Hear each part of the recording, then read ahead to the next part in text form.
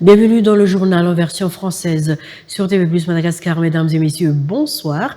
Voici donc les titres de nos informations pour ce soir.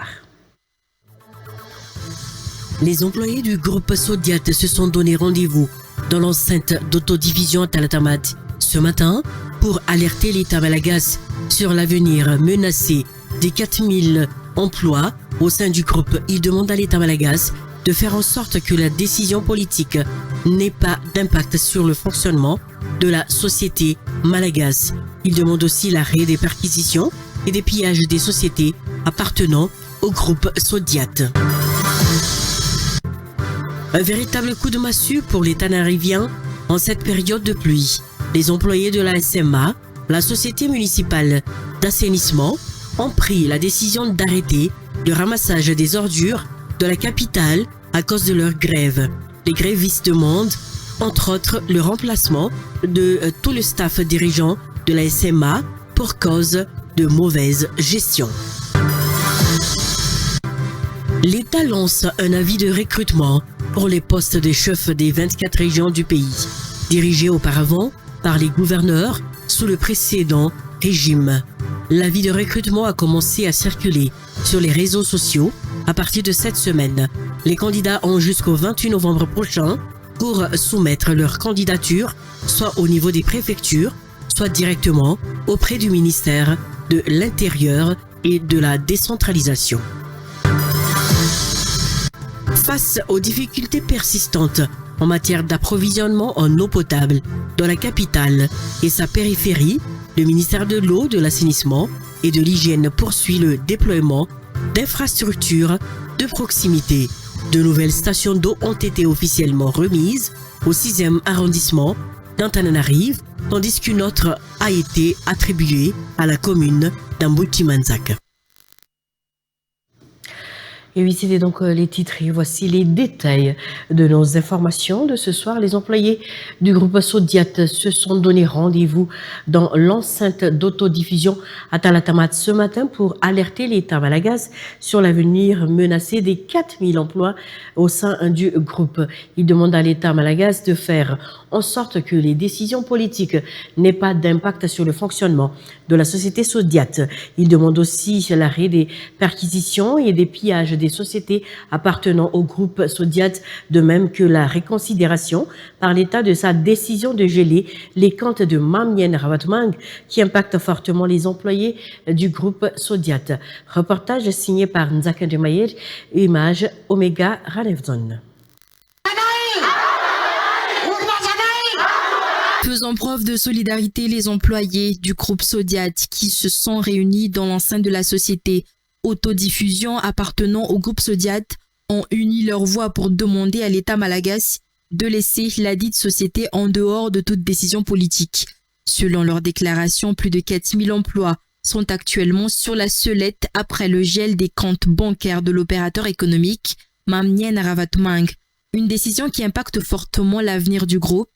Modestine, parmi les représentants des employés qui ont pris la parole lors de la réunion, a déclaré que chacun des 4000 employés du groupe a une famille à nourrir et des enfants à scolariser.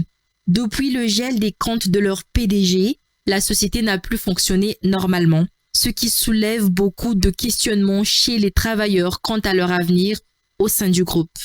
Ils sont très inquiets à propos du paiement de leur salaire, surtout à l'approche des fêtes de fin d'année.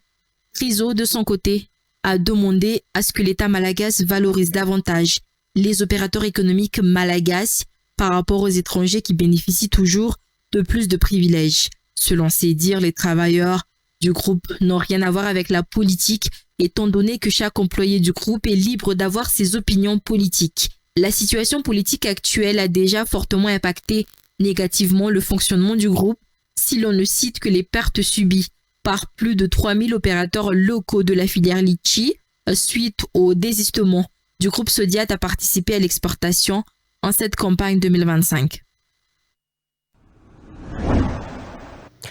Un véritable coup de massue pour les Tananariviens En cette période de pluie, les employés de la SMA, la Société municipale d'assainissement, ont pris la décision d'arrêter le ramassage des ordures dans la capitale à cause de leur grève.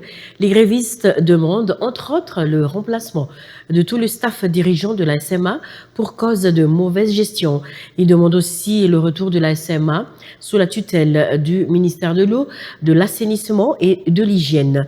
De son côté, le directeur général de la SMA a appelé les grévistes à revenir à la table des négociations, étant donné que plusieurs de leurs revendications sociales sont actuellement en cours de satisfaction. Toujours avec Nzaka Demayer et Omega Khanevzon. Le ramassage des ordures dans la capitale a été suspendu par les employés de la SMA depuis hier à cause de leur décision de procéder à une grève générale pour exprimer leur mécontentement face aux agissements du staff dirigeant de la Société municipale d'assainissement. En effet, les 200 grévistes, dont la plupart sont des chauffeurs de camions de ramassage d'ordures, se plaignent de leurs conditions de travail.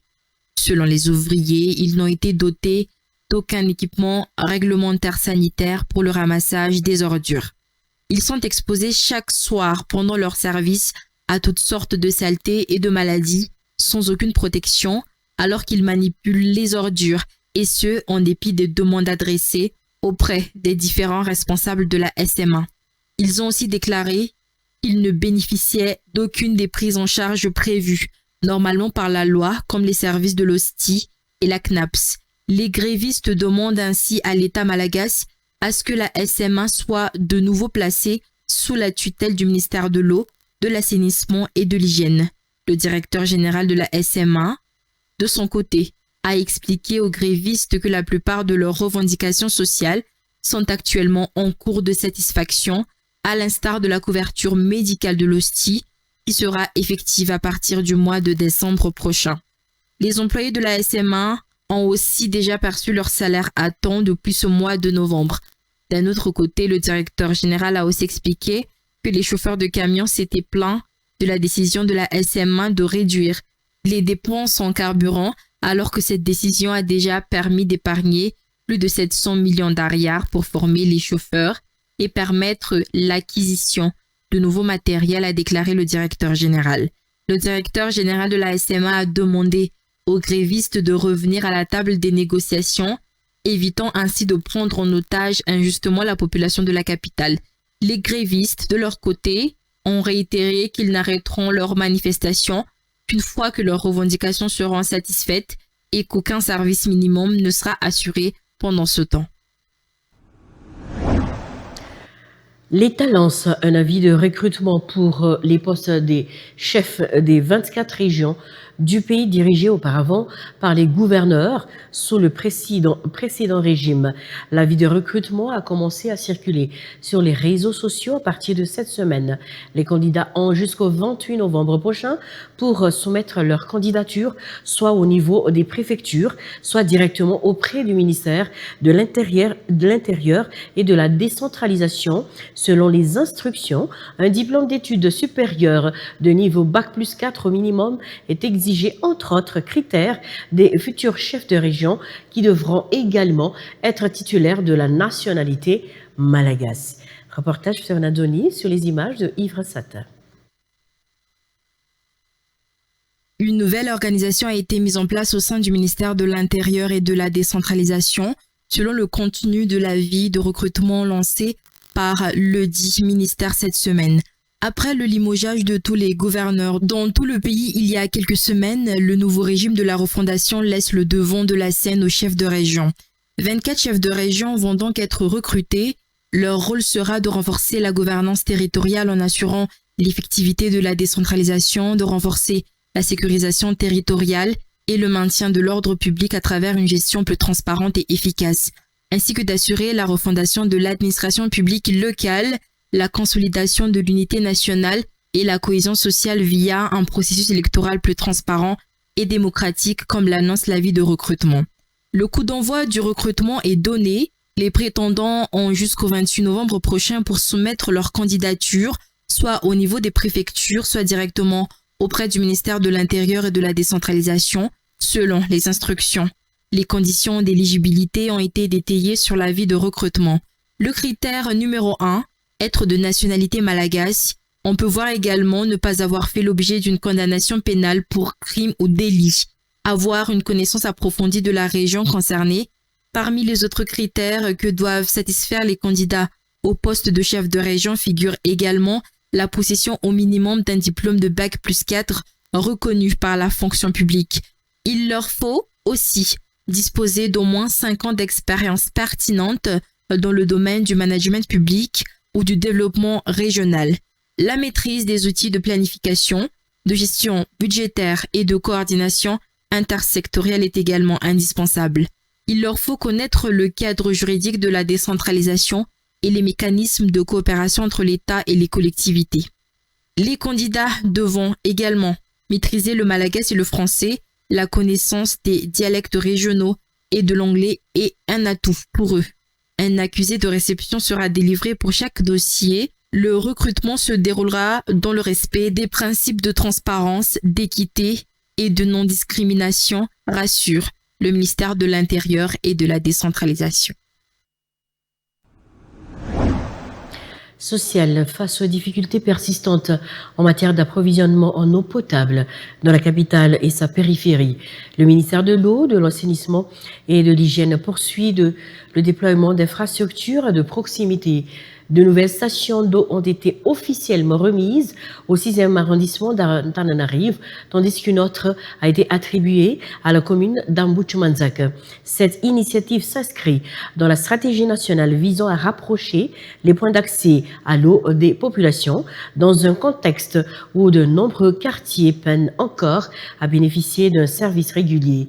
Les coupures fréquentes et la rareté de l'eau potable sont principalement dues au manque d'infrastructures et à la dégradation d'installations existantes. Reportage, Mamtina Demloul, image, Ranevzon Omega. Le manque d'eau constitue un véritable problème pour les habitants de Maïti au sein de la commune d'Amboutchoumanzak. Très peu de Fouktan disposent d'infrastructures d'approvisionnement en eau.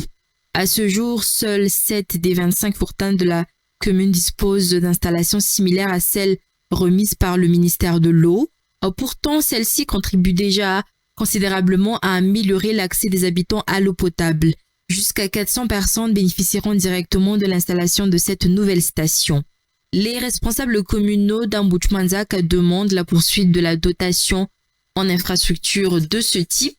Cette commune fait partie des 3 zones ayant récemment bénéficié de stations d'eau destinées à résoudre le problème d'approvisionnement en eau. Les nouvelles dotations concernent les Fouktan d'Ambatlampi Anterouk et d'Anjanmena qui bénéficient chacun d'une station d'eau récemment mise en service.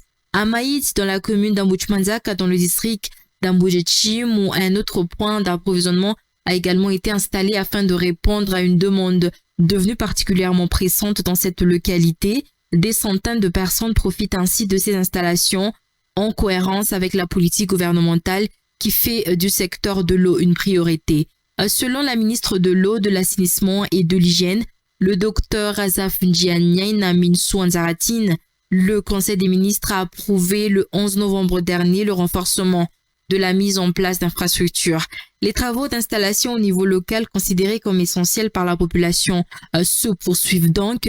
Par ailleurs, des travaux de construction d'une nouvelle station de pompage sont en cours à Tanzumbat pour améliorer la distribution d'eau dans les zones de Tanzumbat, d'Andoranfoot, de Swavna, d'Ifari et jusqu'à Imermanzak. La Jirama procède également à l'installation d'une nouvelle pompe destinée à augmenter la capacité de production d'eau. Les travaux en cours permettront de porter la production à environ 120 mètres cubes par heure. L'ancienne pompe de Tanzumbat ne produisait que 60 mètres cubes par heure, tandis que la nouvelle installation peut atteindre 150 mètres cubes par heure.